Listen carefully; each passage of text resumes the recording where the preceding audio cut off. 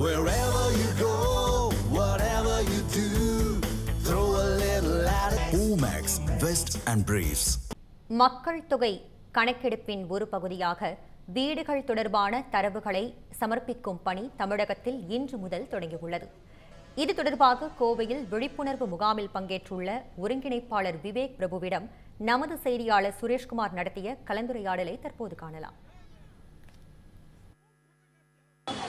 மக்கள் தொகை கணக்கெடுப்பு 2027 முதல் கட்ட பணிகள் தற்சமயம் துவங்கியிருக்கின்றன. அதிலும் குறிப்பாக பொதுமக்கள் தாங்களாகவே தங்களுடைய தரவுகளை ஆன்லைன் வாயிலாக டிஜிட்டல் முறையில் பதிவு செய்யும் நடைமுறை இன்று முதல் ஆரம்பிச்சிருக்கு.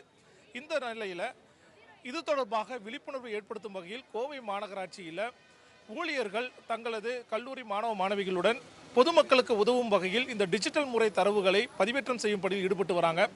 இது தொடர்பாக நம்மிடையே பேராசிரியர் விவேக் பிரபு அவர்கள் பல தகவல்களை சொல்ல காத்திருக்கிறார். அவரிடம் சில தகவல்களை கேட்டு பெறலாம். சார் வணக்கம். இதனுடைய முதல் கட்ட பணிகள் என்ன நடக்குது? இதில் மக்களுக்கு இருக்கக்கூடிய புரிதல் என்னவாக இருக்கிறது? வணக்கம் சார். சென்சஸ் அப்படிங்கிறது ஆல் ஓவர் இந்தியாவில் மத்திய அரசாங்கத்தினால செயல்படுத்தப்படுதுங்க.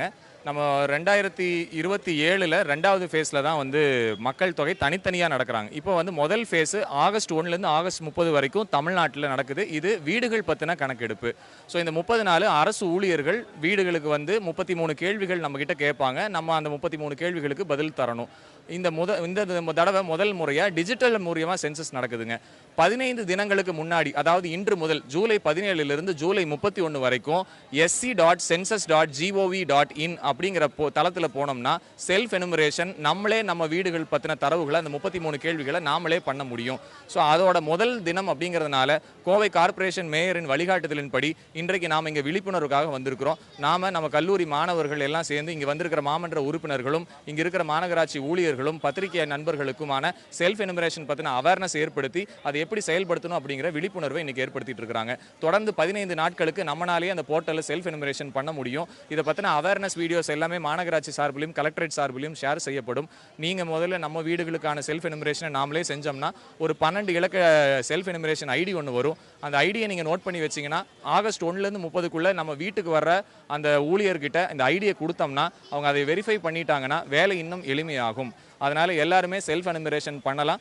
நம்ம நண்பர்களுக்கெல்லாம் இதை பற்றின விழிப்புணர்வை ஏற்படுத்தலாம். மொபைல் ஆப் மூலமாக பண்ணலாமா இல்லை சிஸ்டம் வழியாக தான் பண்ண முடியுமா சார்? இது வெப்சைட் தாங்க. நம்ம கூகுள் குரோமில் வெப் அட்ரஸ் sc.sங்கிறது செல்ஃப் எனுமரேஷன் sc.census.gov.in அப்படிங்கிற வெப் அட்ரஸ்க்கு போனோம்னா நமக்கான செல்ஃப் எனுமரேஷன் போர்ட்டல் ஓப்பன் ஆகும். அதில் நம்ம தமிழ்நாடு அப்படின்னு ஸ்டேட் செலக்ட் பண்ணணும். அதுக்கப்புறம் அதில் குடும்ப தலைவரின் பெயர் அப்படின்னு வருங்க. இந்த மக்கள் நிறைய பேர் நம்ம ரேஷன் கார்டு, ஆதார் அதை பற்றியெல்லாம் குழப்பிக்க வேண்டாம்.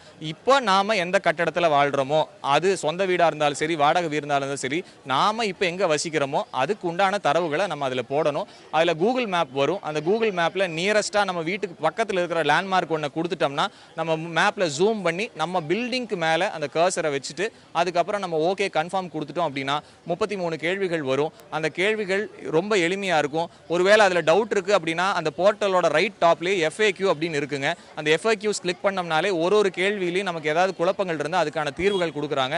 இது நாட்டில் இருக்கிற எல்லா ரீஜனல் லாங்குவேஜஸ்லையுமே இது பண்ண முடியும். நமக்கு ஒருவேளை ஆங்கிலம் வராது அப்படின்னா நம்ம இதில் தமிழில் கூட இந்த செல்ஃப் எனுமரேஷன் ப்ராசஸை கம்ப்ளீட் செய்ய முடியும். அந்த 12 டிஜிட் ஐடி வந்துச்சு அப்படின்னா அதை மறக்காமல் நோட் பண்ணி வைக்கணும். நம்ம ஒரு மொபைல் நம்பர், ஒரு வீட்டுக்கு ஒரு மொபைல் நம்பர் மட்டும்தான் யூஸ் பண்ண முடியும். ஒரு குடும்பத்தின் சார்பில் ஒருவர் மட்டும் செஞ்சால் போதும். மல்டிபிள் பீப்புள் பண்ணணும்னு அவசியம் இல்லைங்க. இந்த ஐடியை வீட்டுக்கு வர ஊழியர்கிட்ட நம்ம கொடுத்தோம்னா 1 நிமிடத்தில் இந்த வேலையை முடிஞ்சிருங்க.